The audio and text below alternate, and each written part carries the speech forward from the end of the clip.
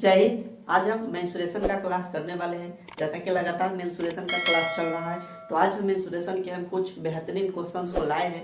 तो चलिए पहला क्वेश्चन क्या है वो देख लेते हैं। और हाँ, मेरे चैनल में पहली बार विजिट किया तो चैनल को सब्सक्राइब जरूर कर लीजिएगा, वीडियो को लाइक कीजिएगा। चलिए पहला क्वेश्चन क्या कहा गया समझिए। एक वृत्तीय तार जिसका अर्ध व्यास 42 सेंटीमीटर है को एक आयताकार रूप दे दिया गया है, जिसके भुजाओं का अनुपात 6:5 है। भुजाओं का अनुपात 6:5 है। तो सबसे छोटी भुजा क्या होगी, ये बात आपसे पूछा गया। क्या कहा गया कि एक पहले वृत्ताकार तार है, उसका अर्धव्यास दिया गया है, और अर्धव्यास देने के बाद इस वृत्ताकार तार को जो है मोड़ करके और एक आयताकार रूप दे दिया गया है। और आयताकार रूप दे दिया गया है तो उसके भुजाओं का जो अनुपात दिया गया है, आयत के भुजाओं का अनुपात 6:5 है। तो पूछता है कि सबसे छोटी जो भुजा होगी आयत का वो क्या होगी। प्रश्न को पहले समझिए, इस तरह का प्रश्न अक्सर पूछा जाता है। तो देखिए क्या है कि ये एक वृत्ताकार तार है, ये एक वृत्ताकार तार है, तार का ये वृत्त बना हुआ है। अब इस तार को मोड़ करके, अब तार है तो कैसे मोड़ सकते हैं, तो तार को मोड़ करके और क्या बना दिया गया है, तो इस तार को मोड़ करके और एक आयत का रूप दे दिया गया है। एक टेढ़ा हो गया है, ये भी टेढ़ा हो गया, सीधा खींचिए इसको। ठीक, अब सीधा है। ठीक है, ये वृत्ताकार तार था। अब इस वृत्ताकार को जो है मोड़ करके आयताकार बना दिया गया है, और इसकी भुजाओं का जो अनुपात है, अनुपात दिया गया है ये 6 और ये दिया गया 5। ठीक है, लंबाई ज्यादा होता है चौड़ाई कम होता है, तो अनुपात में दिया गया।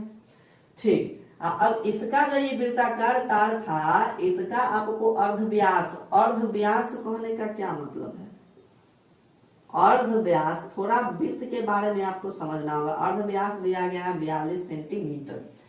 व्यास मतलब क्या होता है कि वृत्त के सेंटर से होके, वृत्त के केंद्र से होके कोई रेखा गुजरती है और परिधि को दोनों छोर पर टच करती है, तो उसको हम व्यास बोलते हैं। जैसे कि यहाँ से यहाँ तक ये गया तो ये तक त्रिज्या हो गया, और ये पूरा यहाँ से यहाँ तक मिल जाता तो उसको व्यास बोलेंगे।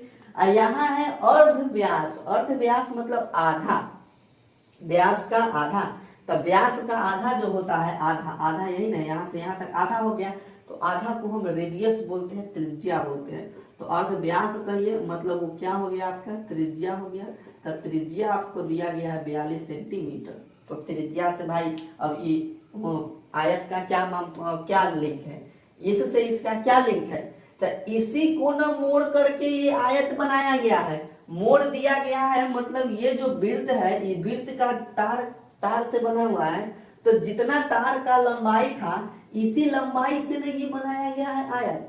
तो तार का जो लंबाई है, पूरा लंबाई, अगर हम मान लेते हैं कि ये पूरा यहाँ से चलना शुरू किया यहाँ, और एक बार राउंड यहाँ से लगा लिए, तो ये वृत्त का पूरा क्या हो गया, ये वृत्त का परिधि हो गया। और इसी तार की लंबाई से ऐसा बना दिया गया है, ये बना दिया गया है यहाँ आयत। तो वो ये पूरा यहाँ से लेके यहाँ तक चल दिए, तो ये आयत का क्या हो गया, आयत का परिमाप हो गया। मतलब देखिए कि ये जितना तार का लंबाई था उसी लंबाई से आपको आयत बनाया गया है।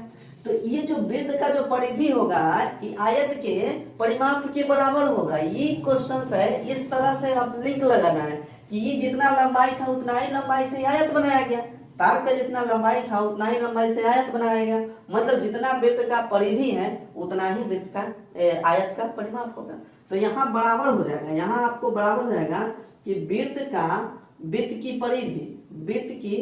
परिधि बराबर होगा आयत का परिमाप। आयत का परिमाप बराबर क्यों हो जाएगा, क्योंकि जितना लंबाई इस तार का था उसी लंबाई से आयत बनाया गया है। तो वृत्त में परिधि होता है तो आयत में परिमाप होता है। तो वृत्त की परिधि का फॉर्मूला क्या होता है, 2πr, और आयत के परिमाप का क्या फॉर्मूला होता है, 2 × l + b होता है।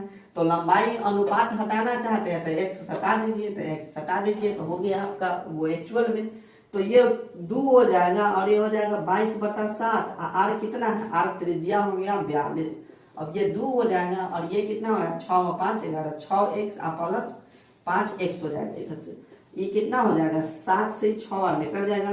मतलब 2 × 22 × 6 बराबर कितना, 2 × 6 5 11, x है तो x 11 से ही क्या बार में कट जाएगा, 2 बार में, या 2 से 2 बार में खत्म हो जाएगा। तो x बराबर कितना आ जाएगा, इधर खाली x से बचा, तो x बराबर कितना, 2 गुने 6, x बराबर हो गया 12। तो हमसे क्या पूछा था कि ये जो आयत है, आयत का सबसे छोटी भुजा, मतलब सबसे छोटी भुजा किसका, तो आयत का, आयत की सबसे छोटी भुजा कितना हो जाएगा, सबसे छोटी भुजा, छोटी भुजा। तो आयत में 2 भुजा है, एगो है 6x है, एगो है 5x। तो सबसे छोटी कौन, 5x है। तो सबसे छोटी भुजा 5x है, मतलब 5 गुने क्या, यहाँ x का वैल्यू 12 है, तो 12, 5 गुने 12 कितना होगा, 12 × 5 60, यूनिट सेंटीमीटर में चल रहा था तो सेंटीमीटर में हो जाएगा 60। ठीक है, अगर पूछता है कि इसका क्षेत्रफल बताइए, तो क्षेत्रफल के लिए क्या करते हैं, सबसे छोटका भुजा 5x हो गया है, तो बड़का कितना हो जाता, बड़ी भुजा, बड़ी भुजा बराबर हो जाता हमारा 6x, मतलब 6 गुने 12 गुने 6 करे तो 12 6 कितना हो जाता है, 72 सेंटीमीटर। तो क्षेत्रफल निकालने के लिए क्या करते हैं, क्षेत्रफल निकालने के लिए लंबाई गुने चौड़ाई करते हैं, मतलब गुना कर देते 60 और 72 को, तो आपका आंसर आ जाता। अब किसी तरह से प्रश्न पूछ सकता है, इसमें कोई डाउट नहीं है। चलिए, तो ये हो गया आज का हमारा पहला प्रश्न। चलिए देखते हैं दूसरा प्रश्न भी हम सॉल्व करते हैं। दूसरा प्रश्न के लिए इसको पहले अब मिटाना पड़ेगा। देखिए दूसरा प्रश्न क्या कहता है, उसी तरह का प्रश्न कहता है कि एक तार 42 सेंटीमीटर त्रिज्या के वृत्त के रूप में मुड़ा हुआ है, इसे खोलकर एक वर्ग बनाया गया है, तो वर्ग की प्रत्येक भुजा क्या हो जाएगी। दूसरा प्रश्न भी है उसी तरह का है, कहा कि इस बार जो है ये वृत्ताकार तार है, वृत्ताकार तार के रूप में तार को मोड़ दिया गया है, और इससे इस बार आयत नहीं, इस बार एक वर्ग बनाया गया है। क्या बनाया गया है, इस बार एक वर्ग बनाया गया, सीधा नहीं है, सीधा खींचना होगा वर्ग, ये वर्ग हो गया। इस वृत्ताकार तार को मोड़ करके और वर्ग बना दिया गया है, तो पूछता है कि वर्ग का भुजा कितना हो जाएगा। वर्ग का भुजा तो 100 को मान लेते हैं x, 100 को मान लेते हैं x, क्योंकि वर्ग का सभी भुजा क्या होता है, बराबर होता है। तो इससे क्या लिंक हो जाएगा भाई, यही तार को नहीं वर्ग बनाया गया है, मतलब सीधा बात है कि ये जो वृत्त का, ये जो वृत्त की जो परिधि होगी, वृत्त की जितना परिधि होगी उतना ही क्या हो जाएगा, वर्ग का परिमाप हो जाएगा, वर्ग का परिमाप। बात क्लियर, बात क्लियर है, क्योंकि तार का जितना लंबाई होता है उसी लंबाई से आपका ये वर्ग बनाया गया है, तो जितना वृत्त का परिधि हो जाएगा उतना ही वर्ग का परिमाप हो जाएगा। तो वृत्त की परिधि का फॉर्मूला होता है 2πr, और वर्ग का परिमाप होता है 4 गुने भुजा, और यही पूछा है कि प्रत्येक भुजा की लंबाई कितनी होगी, यानी प्रत्येक भुजा का माप कितना होगा। तो इसमें ही क्या दिया गया, कुछ तो वृत्त का दिया गया जरूर।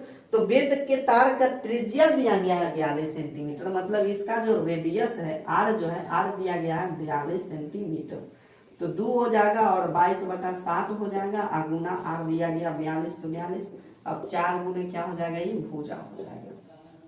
काटिए 6, अब ये 2 से 2 बार में आई, 2 से 3 बार में आई, 2 से 2 खत्म हो जाएगा, तो इधर सीधा भुजा बचा। क्या बचा, इधर सीधा भुजा बचा। तो भुजा बराबर क्या, इधर 22 गुने 3, 22 3 कितना होता है 66, और ये सेंटीमीटर था सेंटीमीटर, यानी वर्ग का जो भुजा हो गया वो 66 सेंटीमीटर हो गया।